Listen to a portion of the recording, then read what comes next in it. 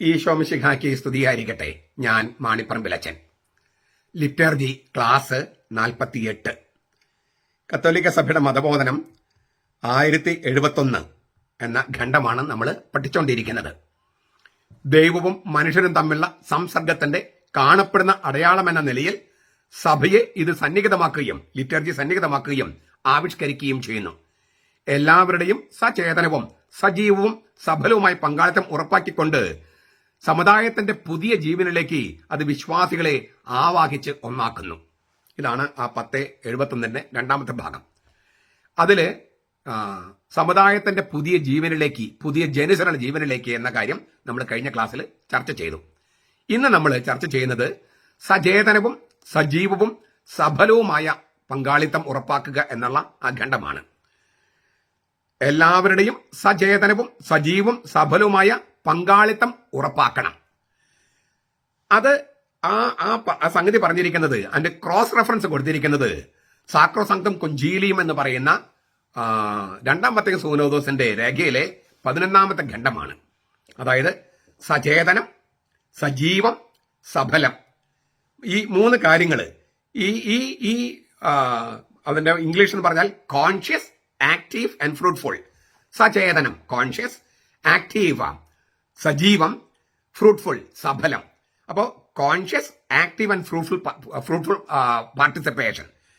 അത് പറഞ്ഞിരിക്കുന്നത് സാക്രോസങ്ക്തം കൊഞ്ചീലിയം എന്ന് പറയുന്ന രണ്ടാം വത്തിക്കാൻ സൂനോദോസിന്റെ രേഖയിലെ 11ാം ഖണ്ഡമാണ്. ഞാനതൊന്ന് വായിക്കാം. But in order that the liturgy may be able to produce its full effects, it is necessary that the faithful come to it with proper disposition, that their mind should be attuned to their voices, and that they should cooperate with the divine grace, lest they receive it in vain. Pastors of souls must therefore realize that when the liturgy is celebrated, something more is required than the mere observation of the laws governing valid and licit celebration. It is their duty also to ensure that the faithful take part, fully aware of what they are doing, actively engaged in the rite and enriched by its effects. ഞാൻ മലയാളം എന്ന് പറയാം. Liturgy പൂർണ്ണ ഫലം പുറപ്പെടുവിക്കണമെങ്കിൽ പങ്കെടുക്കുന്നവർ ശരിയായ ചിത്തവൃത്തിയോടെ, ശുദ്ധ നിയോഗത്തോടെ വരണം. അവരുടെ മനസ്സിനോട് ഇണങ്ങിച്ചേരുന്നതായിരിക്കണം അവരുടെ ശബ്ദം. ദൈവകൃപയോട് സഹകരിച്ചുകൊണ്ട് വേണം ഈ കൂദാശ കൈക്കൊള്ളാൻ, അല്ലെങ്കിൽ അത് വെറും ചടങ്ങായി മാറും. കൂദാശ സാധുവും നിയമാനുസൃതവും ആയിരിക്കാൻ വേണ്ടതായ നിയമങ്ങൾ പാലിക്കുന്നത് കൂടാതെ വിശ്വാസികൾ എന്താണോ ചെയ്യുന്നത് അതേക്കുറിച്ച് പൂർണ്ണ ബോധമുള്ളവരായിരിക്കാനും ആചാരങ്ങളിലേക്ക് ആഗിരണം ചെയ്യപ്പെടാനും കൂദാശയുടെ ഫലങ്ങൾ സമ്പന്നരാകാനും വേണ്ട സംഗതികൾ ഉറപ്പുവരുത്തേണ്ടത് ലിറ്റർജി ആഘോഷിക്കുന്ന ആത്മാക്കളുടെ ഇടയന്മാർ തിരിച്ചറിയേണ്ടതുണ്ട്. ഒരുപാട് കാര്യങ്ങൾ പറഞ്ഞിട്ടുണ്ട് ഈ സാക്രോസങ്ക്തം കൊഞ്ചീലിയം. അതായത് സചേതനവും സജീവവും സഫലവുമാകാൻ ഞാനതൊരു 1, 2, 3, 4, 5 കാര്യങ്ങളായിട്ട് അവതരിപ്പിക്കുകയാണ്. 1, ശുദ്ധമായ നിയോഗം. കുർബാനയിൽ ലിറ്റർജിയിൽ പങ്കെടുക്കും വരുമ്പോൾ ശുദ്ധമായ നിയോഗം വേണം. എന്താണ് ശുദ്ധമായ നിയോഗം എന്ന് പറഞ്ഞാൽ, നമ്മൾ ചില നിയോഗങ്ങൾക്ക് വേണ്ടിയെല്ലാം പ്രാർത്ഥിക്കാൻ വരും. അത് നല്ല നിയോഗം തന്നെ, പക്ഷെ അതല്ല സഭ ഉദ്ദേശിക്കുന്ന ശുദ്ധ നിയോഗം. അതല്ല. ദൈവത്തിന് ചേർന്ന ആരാധന ബലി മാത്രമാണ്. അതായത് ഈശോയുടെ ബലി. ഈശോയുടെ ബലി എന്ന് പറഞ്ഞാൽ എന്താണത്? എല്ലാം തികഞ്ഞ മാനുഷിക അനുസരണം, മരണത്തോളം വിധേയപ്പെട്ട അനുസരണം. അത് ദൈവവും മനുഷ്യനും പാപമില്ലാത്തവനുമായ ആളുടെ അനുസരണമായതിനാൽ പുതിയ മനുഷ്യവംശത്തിന്റെ, വീണ്ടെടുക്കപ്പെട്ട മനുഷ്യവംശത്തിന്റെ ഏക ബലി യേശുവിന്റെ കുരിശിലെ ബലിയാണ്.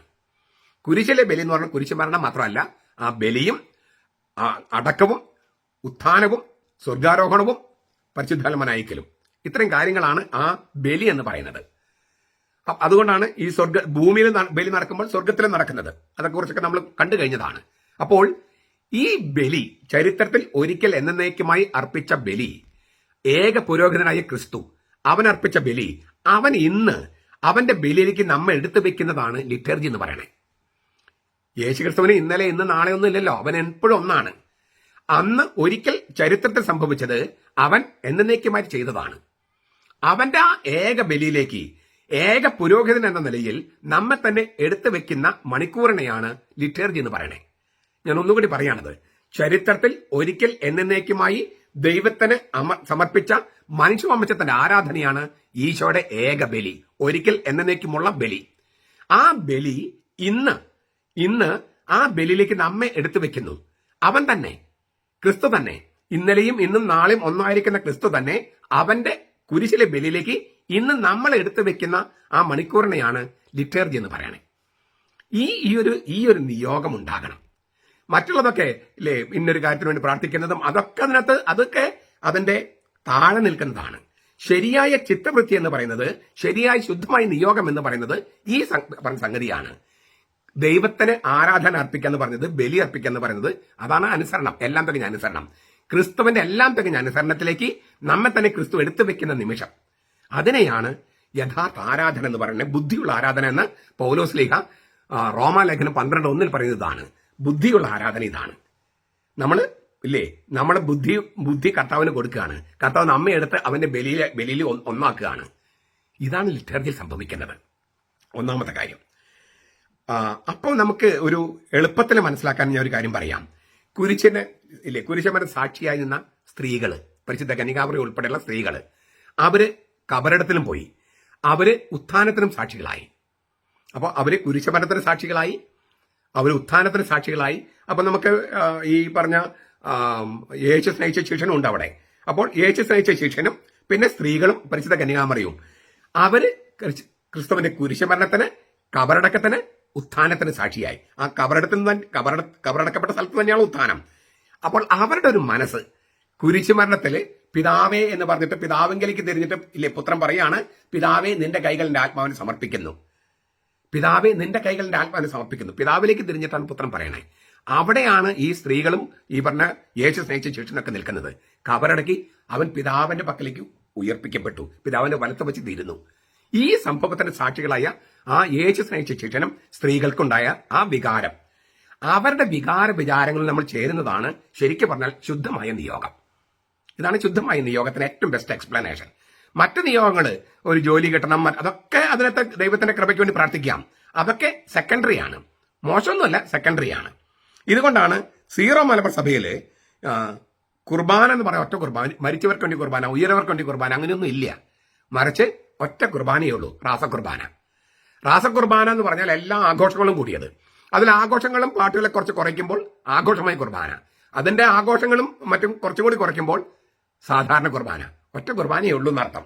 അല്ലാതെ ഉയരവർക്ക് വേണ്ടി, മരിച്ചവർക്ക് വേണ്ടി അങ്ങനെയൊന്നും കുർബാനയില്ല. പക്ഷെ അതൊക്കെ പ്രാർത്ഥിക്കാം. ആ പ്രാർത്ഥനകളൊക്കെ നല്ലതാണ്, നിയോഗങ്ങള്. പക്ഷെ ബേസിക് ആയിട്ട് ക്രിസ്തുവിന്റെ എല്ലാം തികഞ്ഞ അനുസരണമാണ് ആ ബലി. അതിലേക്ക് നമ്മൾ എടുത്തു വെക്കുന്നതാണ്.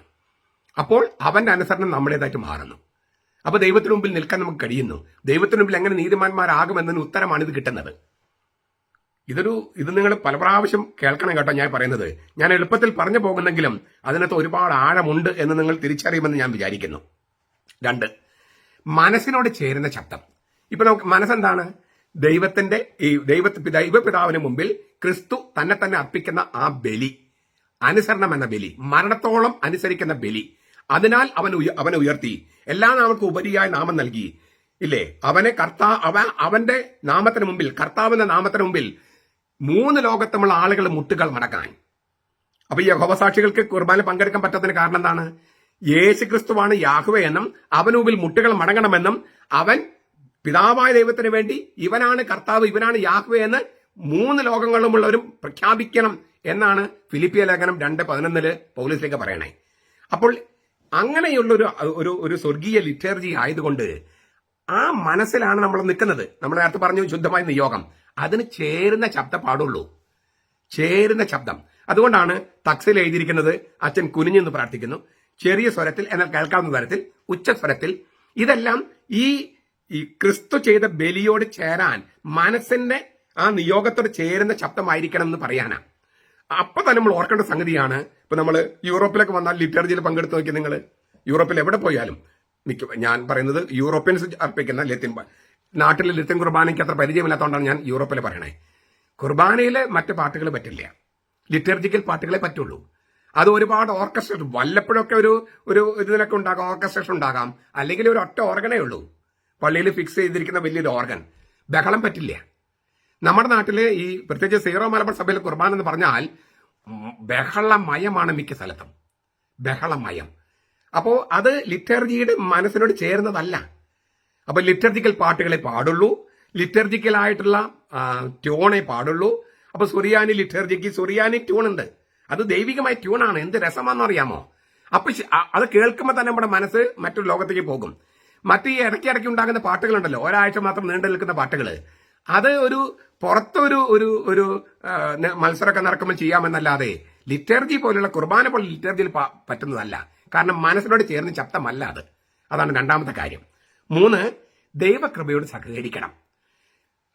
അവിടെ കോട്ട് ചെയ്തിരിക്കുന്ന ടെക്സ്റ്റ് 2 കൊരിന്തോസ് 6:1 നിങ്ങൾക്ക് ദൈവത്തിന്റെ കൃപ ലഭിച്ചത് വ്യർത്ഥമായി തീരരുതെന്ന് ഞങ്ങൾ അവിടുത്തെ സഹപ്രവർത്തകർ എന്ന നിലയിൽ നിങ്ങളോട് ഉത്ബോധിപ്പിക്കുന്നു. എന്താണ്, എങ്ങനെയാണ് ദൈവകൃപ ലഭിച്ചത് വ്യർത്ഥമായി തീരുക? അത് 1 കൊരിന്തോസ് 11:28-30 പറഞ്ഞിരിക്കുന്നത്. നിങ്ങൾ ഈ അപ്പം മുറിക്കുമ്പോഴും ഈ പാനപത്ത് കുടിക്കുമ്പോഴും നിങ്ങൾ നിങ്ങളുടെ ശരീരത്തെ വിവേചിച്ചറിയണം. എന്തെന്നാൽ അയോഗ്യതയുടെ ഭക്ഷണം ഇത് അപ്പം ഭക്ഷിക്കുന്നവൻ, കർത്താവിന്റെ കാസിൽ പാനം ചെയ്യുന്നവൻ ശിക്ഷാവിധി, തനിക്കെതിരെയുള്ള ശിക്ഷാവിധിയാണ് സ്വീകരിക്കുന്നത്. അയോഗ്യതയോടെ ഇത് സ്വീകരിക്കുന്നവൻ തനിക്കെതിരെയുള്ള ശിക്ഷാവിധിയാണ് സ്വീകരിക്കുന്നത്. അങ്ങനെ നിങ്ങൾ പലരും ദുർബലരായി, ചിലര് രോഗികളായി, ചിലര് മരിച്ചുപോയി. അപ്പോ അപ്പം മുറിക്കുക എന്ന് പറയുന്നത് കൂതാശയാണ്. ഈ പെന്തക്കോസ്തക്കാരും ദൈവസഭക്കാരും പറയുന്ന പോലെ സാധാരണ യഹൂദ അപ്പം മുറിക്കലാണെങ്കിൽ അത് അയോഗ്യതര കഴിച്ചപ്പോൾ എന്താ കുഴപ്പം? ഇത് അയോഗ്യതര കഴിച്ചാൽ ശരിയാവില്ല. കാരണം എന്താ, ഇത് ജീവന്റെ അപ്പമാണ്, കർത്താവ് തന്നെ തരികയാണ്. അപ്പോൾ അയോഗ്യതയോടെ കഴിക്കാൻ പാടില്ല. അതുകൊണ്ട് പാപാവസ്ഥയിൽ കഴിക്കാൻ പാടില്ല. ദൈവകൃപയോട് സഹകരിച്ചുകൊണ്ട് വേണം ഈ കുർബാനയിൽ പങ്കെടുക്കാൻ. മനസ്സിലായോ?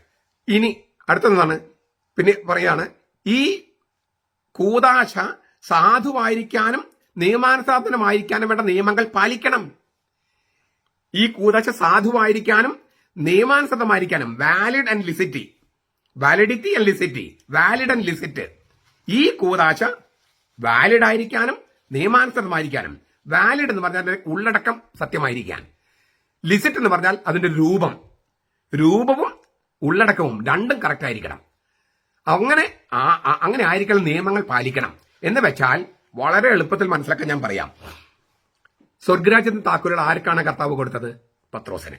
സ്വർഗരാജ്യത്തിന്റെ താക്കോല്, സഭയുടെ താക്കോലല്ല, സ്വർഗരാജ്യത്തിന്റെ താക്കോല്. അപ്പൊ അടയ്ക്കാനും തുറക്കാനും അധികാരം സഭയ്ക്കാണ്.